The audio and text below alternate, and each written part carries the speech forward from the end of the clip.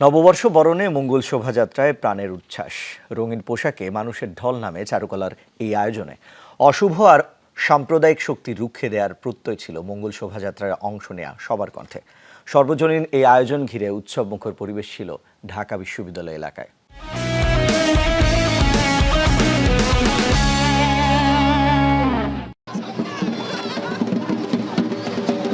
প্রাণে প্রাণ মিলেছে রঙের ছন্দে, সুরের ধ্বনিতে তাল উঠেছে নতুন এক সূর্যকে আহ্বানে।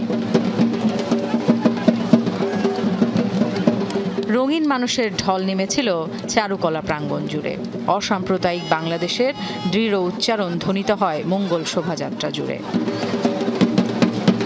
বাংলা নববর্ষ 1431কে বরণে চারুকলার শিক্ষার্থী, শিক্ষক সহ সব বয়সী মানুষের পদচারণায় মুখরিত ছিল সার্বজনীন এই উৎসব। অশুভকে দমন করে নতুন শুরুর প্রত্যয় সবার কণ্ঠে।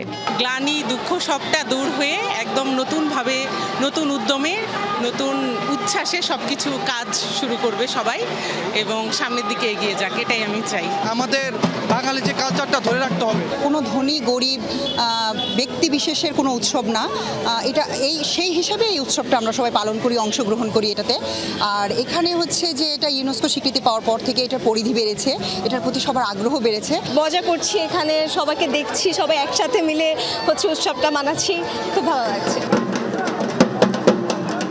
বাংলার ঐতিহ্যকে ধারণ করে মঙ্গল শোভাযাত্রায় রিকশার চাকা, বিলুপ্ত প্রায় বনরুই, টেপা পুতুল, ময়ূর সহ রং তুলির আঁচড়ে সৃষ্ট শিল্পগুলো নতুন বছরের আহ্বানকে যেন আরেকটু উজ্জীবিত করে তোলে। এটা একটা প্রাণের উৎসব, সব বাঙালির জন্যই।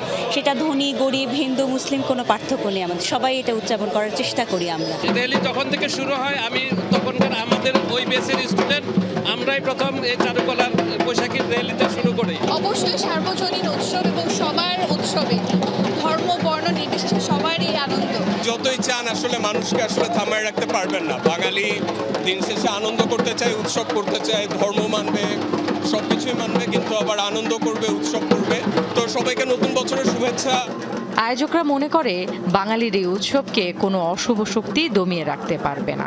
আমরা অন্ধকারকে কাটিয়ে আলোর পথে যাব, এটি হলো আমাদের প্রতিশ্রুতি, এটি হলো আমাদের প্রত্যাশা তরুণ প্রজন্মের কাছে। তরুণ প্রজন্ম উদ্দীপ্ত সবসময় এই নববর্ষকে উদযাপন করার জন্য। যেখানে যারা ধর্ম ব্যবসায়ী আছে তারা এই আমাদের বাঙালি সংস্কৃতিকে পরাভূত করার চেষ্টা করে। মুক্তিযুদ্ধের সময়ও তারা পরাভূত করার চেষ্টা করেছিল, এখনও তারা সে ধারা অব্যাহত রেখেছে, কিন্তু সে ধারা ক্রমশই ক্ষয়িষ্ণু শক্তিতে পরিণত হয়েছে। পোশাকে বৈশাখ, সাজে আনন্দের ছোঁয়া, সব মিলে ধর্ম বর্ণ নির্বিশেষে বাঙালি অংশ নিয়েছে ইউনেস্কোর স্বীকৃতিপ্রাপ্ত মঙ্গল শোভাযাত্রায়। নববর্ষের তাৎপর্য এটা যেন ওরা বুঝতে পারে এবং ভবিষ্যতে যেন এটা ওরাও ধারণ করে। এটাই আমাদের আসল পরিচয়।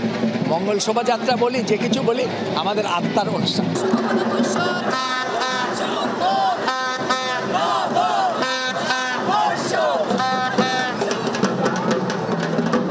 সব গ্লানি দূর করে নতুনকে আপন করে গড়ে উঠুক সুন্দর আলোকিত বাংলাদেশ। আমরা তো তিমির বিনাশী। জীবনানন্দ দাশের এই কবিতা যেমন আমাদেরকে অভয় দেয়, তেমনি এই মঙ্গল শোভাযাত্রা থেকে সব শুভ বার্তা আমাদেরকে জানান দেয় এটা একটা অসাম্প্রদায়িক বাংলাদেশের প্রাণের উৎসব, বাঙালির উৎসব। সেই উৎসবে একাকার হয়ে গেছে ধর্ম বর্ণ নির্বিশেষে সব মানুষ। পাঠানা ন্যান্সি, যমুনা নিউজ, ঢাকা।